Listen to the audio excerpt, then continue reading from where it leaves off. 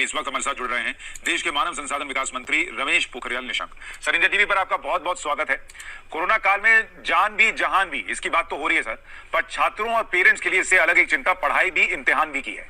देश के education sector को अगर हम बात करें सर, उसका लॉकडाउन कब खत्म होगा, और लॉकडाउन जो खत्म होगा तो उसका रास्ता क्या होगा? हाँ, बात सही है कि जान भी और जहान भी, और फिर जान है तो जहान है। तो जान भी चाहिए और हमको जहान भी चाहिए। अपना देश चाहिए, और देश के लिए अपना जीवन की रक्षा भी ज़रूरी है, और अपने देशवासियों की रक्षा भी ज़रूरी है, परिवार के लोगों की भी रक्षा ज़रूरी है। और इसलिए बहुत ज़रूरी है कि इन दोनों बातें साथ साथ चलें, और चलना ही चाहिए। ये बात तो ठीक है कि अभिभावक की चिंता है, और अभिभावक की चिंता नहीं, हमारी भी चिंता है कि बच्चे की पढ़ाई कैसी हो। और इसलिए आपने देखा कि जहां हमारे प्रधानमंत्री जी के आह्वान पर पूरा देश एकजुट हुआ, और सब लोगों ने एक एक विषय का, एक एक बिंदु का अक्षर से पालन करके और एकजुटता दिखाई। उसी का परिणाम है कि आज पूरी दुनिया में लोग जो है हिंदुस्तान की ओर देख रहे हैं। मैं ये समझता हूँ कि हम लोगों ने इन विषम परिस्थितियों में बच्चों को पढ़ाने के लिए ऑनलाइन शुरू किया है, और जो सुविधा हम छात्रों को दे सकते थे वो सब सुविधाएं हम लोग कोशिश कर रहे हैं कि इन विषम परिस्थितियों में हम पाठ्यक्रम सुनिश्चित करें।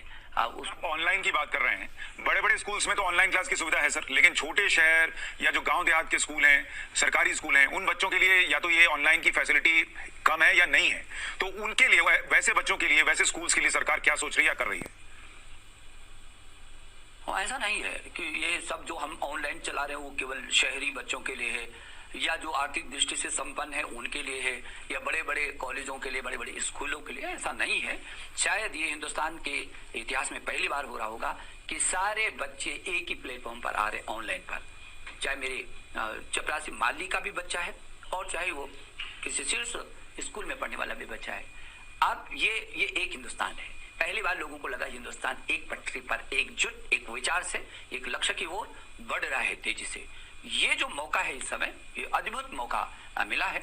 और इसलिए जो आपकी चिंता है कि वो जो गरीब के घर पर बैठे रहने वाला बच्चा है, उसकी क्या स्थिति है, वो हमारी नजर उस पर भी है। अंतिम छोर पर बैठे रहने वाला वो बच्चा, छात्र जिसके पास स्मार्ट टेलीफोन नहीं है, जिसके पास नेट की सुविधा नहीं है, हम उस तक भी गए हैं, उस तक भी हमारी नजर है, कोशिश है। यानी बच्चों तक पढ़ाई पहुंचे, इसके लिए आप कोशिश कर रहे हैं, और हर बच्चे तक पहुंचे ये भी आप प्रयास कर रहे हैं। आपने परीक्षाओं का भी ऐलान किया सर, परीक्षा की तारीख का ऐलान किया। 10वीं 12वीं ग्रेजुएशन या जो एंट्रेंस एग्जाम्स होंगी सर, उनकी पेपर्स की जांच कैसे होगी, एग्जाम कैसे होंगे, रिजल्ट कब तक आ पाएगा, पूरा रोड मैप क्या है सर? देखिए, हम लोगों ने जो परीक्षाओं की तिथि घोषित कर रहे हैं की है, क्योंकि बच्चे के मन में, अभिभावक के मन में बहुत सारी दुविधाएं थी। कहीं ऐसा ना हो कि अचानक कोई तिथि आ जाए और हम तैयार नहीं है, और कैसे करके होगा, और तो अनिश्चितता की स्थिति अभिभावक और छात्रों के मन में थी। और हमने जब उनके प्रश्नों को सुना, उनकी समस्याओं को महसूस किया कि उनके मन में क्या चल रहा है, क्योंकि मैंने छात्रों के साथ भी लगातार संवाद किया है। करोड़ों छात्र मुझसे जुड़े, मैंने अभिभावकों के साथ भी संवाद स्थापित किया, करोड़ों अभिभावक मुझसे जुड़े, और मुझको ऐसा लगा कि जो ये अस्थिरता, इसको खत्म कर देनी चाहिए। इसलिए हमारे विभाग ने तय किया कि जेईई जो मेन परीक्षा है, वो जेईई मेन परीक्षा की तिथियां घोषित की हमने, और उसके लिए 18 जुलाई से और 23 जुलाई तक जेईई मेन परीक्षा होगी। जबकि नीट की परीक्षा हम लोगों ने कहा था कि ये 26 जुलाई को सुनिश्चित हुई स्वास्थ्य विभाग के साथ बातचीत करने के बाद।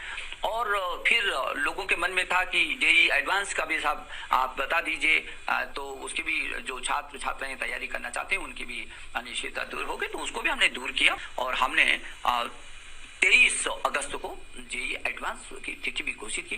जहां तक अभी आपने कहा कि जो सीबीएसई बोर्ड की परीक्षाएं हैं वो कब होंगी, फिर उसकी रिजल्ट कब निकलेंगे, तो हम इसकी भी तिथि घोषित कर चुके हैं। और इसकी तिथि हम घोषित कर चुके हैं कि 1 जुलाई से 15 जुलाई तक जितने छूटे हुए पेपर हैं सीबीएसई के, वो सभी पेपर